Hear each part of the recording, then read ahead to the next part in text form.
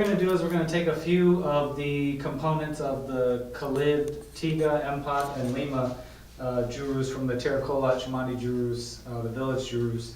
We're going to take a few of those elements and create like a free-flowing drill. So what we'll do is we'll take the Khalid motion, we'll take the single leaf parry, we'll take the cross hit with the break, we'll take the hammer fist. We're going to leave out the web of the thumb parry. So we'll just mix these together randomly. So we have here, here, here, and here. We're going to mix these together randomly. So you have leaf parries, you have your cross hit with your breaks, Khalid,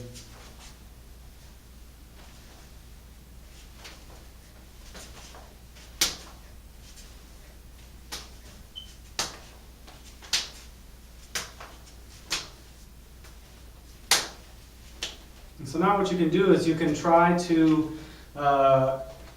create a situation where you're using the most appropriate strike at the most appropriate time. So what will happen is when you're just standing here, you can use the Black Cobra position or the Cimande stance. You can kind of have it in the center. This is obviously common sense, but if he punches on this side, use your forehand leaf parry and the Jurus that use that as the first motion. So your Khalid, your Saloop, things like that. If he punches on that side. If he punches on this side, you use your cross hit to start your Jurus, and you use the Jurus that have the cross hit as the beginning of the Jurus.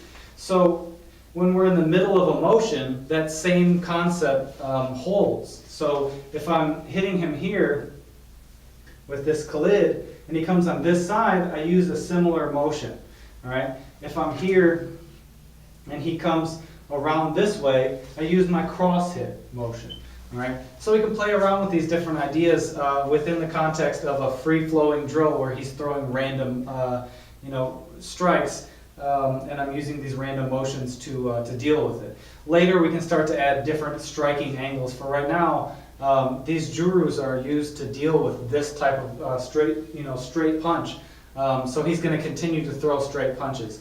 Obviously, someone doesn't just come up to you in a fight and throw all straight punches. So we can modify these motions in any way that you can think of to be able to deal with anything.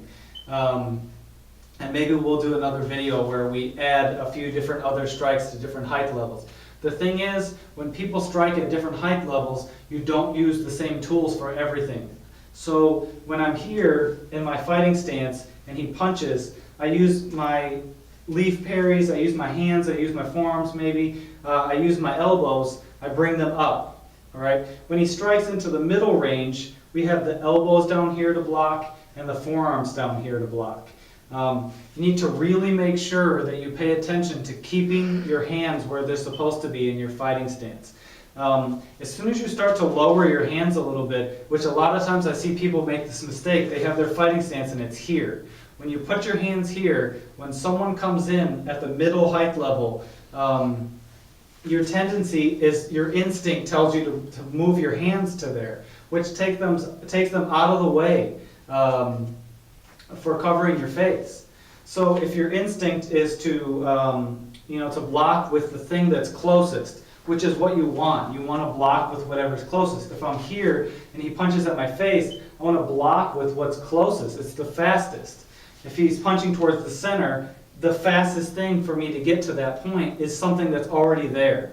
Right? As soon as I start to drop my hands, if I parry here and he punches at my face next, there's nothing that's closest to my face. Right? So it's slower. I'm probably still going to be able to bring my hand back up to block, but it's just you don't want to bet on things like that. You don't want to put yourself in a situation where speed is a necessity. You want it to be the most economical motion. You want it to be the fastest motion, but you don't want to have to be faster than the other guy. So if I'm here and he punches, it's very easy for me to block, and I can come right back to the center, and I'm ready for another punch almost immediately. I don't really have to move. If he punches at the middle, I can use these middle tools that I have. I can use my forearms and my elbows. Now, this rule does not always hold up. Obviously, you're going to be doing all kinds of different stuff. But when you're using these jurus up here, these are the jurus that are the most appropriate. These are the most appropriate motions for up here. So when you're blocking these strikes, we're using these jurus. If he started to throw other strikes, I wouldn't be using these jurus probably at the middle height level. Maybe some of them will still use, but Khalid is a little harder to do right here with the form. If I'm blocking with the form, this way, it's a totally different story. But if I'm trying to block with the same motion as Khalid, it's a little more difficult. So when he comes in at the middle height level, I'll be using other strikes. All right. So when you want to work these jurus, this is the height level that we're going to work them at. So when he comes in with his strikes, from here, here, here. And you can free flow through these motions. Also, when he starts to strike at you, you'll notice you're in a specific position. Try to figure out which position, which jurus, which motions are the most appropriate ones from that position. If I'm coiled this way, I'm obviously going to use this cross hit. Now this lends itself very well to what I wanted to go into next, which is if he strikes and you end up on the inside. Now if I'm here and he strikes on this side, I'm not going to come around with this parry just because I want to stay to the outside. That's a horrible thing to do. You're pulling the punch right towards your face. So you want to come to the outside here, or to the inside of his body here. You're hitting toward the outside of your body. And you can do these same motions to the inside. So if I'm moving in this drill again, and I'm doing my parry here, here, here, and he punches here, and the closest thing for me to parry with is this. I'm on the inside now. I do my Khalid here, and the same thing, whatever feels like the most appropriate thing to do, that's what you want to do. So if I'm here and I'm opened up to do this parry here, fine. But now it's cross hit parry here. You want to use what's fastest, what uses the least amount of energy, the most economical strike. So as you're moving through these motions, just kind of find what's closest to the weapon that's striking at you. And later you can start to look at different variations of the jurus that we're using. So you have Khalid. I can use this longer range version of Khalid with the fist here. Now it's easier for me to do that leaf parry on either side, which means now if I move in and I use the fist here, I can choose to do the cross hit parry, or I can choose to come around to this other side. So you've opened up more options for yourself. Sometimes it's good to use this middle knuckle and hit with your Khalid. Sometimes it's not. So it might open that option for you, but it's not always appropriate. This is a more long-range version of Khalid. I'm out farther, so I'm using my fist instead of my forearm. I move a little bit closer, I use my forearm. If I move a little bit closer than that, I might have to use my elbow.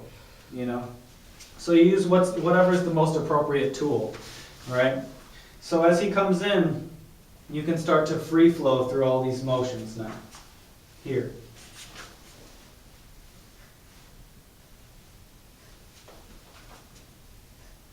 You can use this forearm to hit to the bicep. You can use this middle knuckle to hit to the bicep like we were hitting to the head with this hammer fist strike. You can use this forearm to hit to the head.